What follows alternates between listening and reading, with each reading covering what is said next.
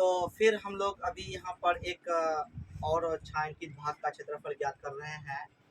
फिर यहाँ पे जो चित्र है, चित्र में क्या दिया है ये सारी बात है उस क्वेश्चन पे लिखा हुआ है। हम लोग अच्छे से पढ़ते हैं, समझने की कोशिश करते हैं। चलो इधर देखो ध्यान, ये बच्ची बाद में करेगी, इधर देखो। तो यहाँ पे एनसीईआरटी क्वेश्चन एक्सरसाइज 12.3 का नंबर 3 है और कह रहे हैं क्वेश्चन कि बगल के चित्र में चित्र दिया हुआ है, ठीक है, अच्छा समझेगा बड़े से। बगल के चित्र में छायांकित भाग का क्षेत्रफल ज्ञात कीजिए, यानी छायांकित भाग ये जो है ना इसका क्षेत्रफल ज्ञात करने के लिए कह रहा है, समझे।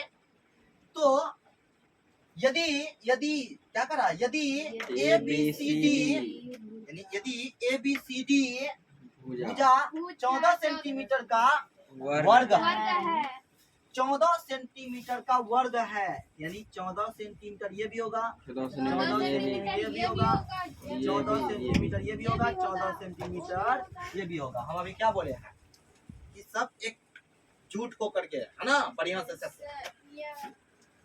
अब यहाँ पे ध्यान दो, जैसे क्या कहा, ए बी सी डी भुजा 14 सेंटीमीटर का वर्ग है तथा ए पी डी और बी पी क्या बी पी सी से दो अर्धविरीत है। देखते हैं कहाँ पे है, ए है, देखो ए, उसके बाद क्या है ए पी, यहाँ पे बी और डी ये अर्धविरीत हुआ, बी पी सी ये अर्धविरीत हुआ।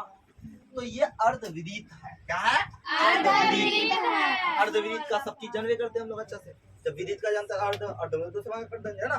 चलो यहाँ पे अब छायांकित भाग का क्षेत्रफल आराम से ज्ञात कर सकते हैं। चलो बनाते हैं, ध्यान से देखो। चलते सबसे पहले वर्ग का भुजा लिखा, कितना है बाबू, 14 सेंटीमीटर, इसीलिए वर्ग का क्षेत्रफल लिखा, वर्ग का क्षेत्रफल।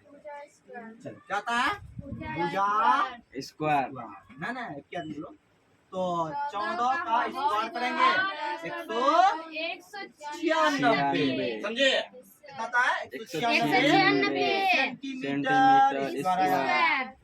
अब एक सोचने वाली बात है, इसी जगह तो मेन जगह है, इसी जगह अगर जो बच्चा जान गया तो वो क्वेश्चन बना लेगा क्या कि सर ये अर्धविरीत है, तो भुजा 14 14 14 करके है, तो अर्धविरीत का ये क्या बन जाएगा, क्या बनेगा, क्या बनेगा जी, व्यास बनेगा।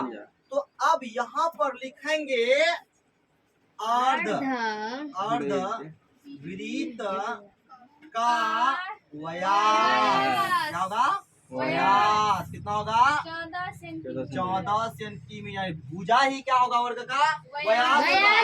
इसीलिए त्रिज्या निकालेंगे यहाँ से, त्रिज्या बराबर हो जाएगा व्यास बाय 2। तो व्यास कितना है, 14 बराबर 7 सेंटीमीटर।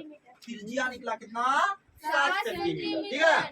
चलो अब यहाँ पर देखो ध्यान से क्या करना है, ये तो त्रिज्या निकल गया। अब एक ठो हम क्या निकालेंगे, अर्धविरीत का एरिया निकालेंगे, समझे। एक ठो निकालेंगे तो सेम है, दो से गुना कर देंगे, समझे। तो हमको छायांकित भाग का क्षेत्रफल निकालना है, याद रखना हमेशा, समझे।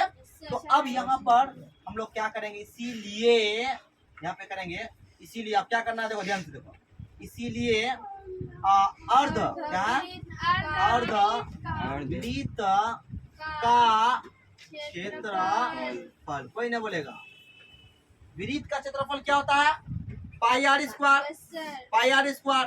तो आधा करेंगे तो 1/2 पाई आर स्क्वायर, या इसको पाई आर स्क्वायर बाय 2 भी कर सकते हैं। तो यहाँ पर 1/2 पाई आर स्क्वायर है ना, तो 1/2 गुना पाई, पाई का मान कितना था, 22/7 गुना, यहाँ पर 7 गुना 7 दिया है, तो ये 7 कट जाएगा, 2 से 11, 11 से 77, कितना आएगा 77 सेंटीमीटर स्क्वायर।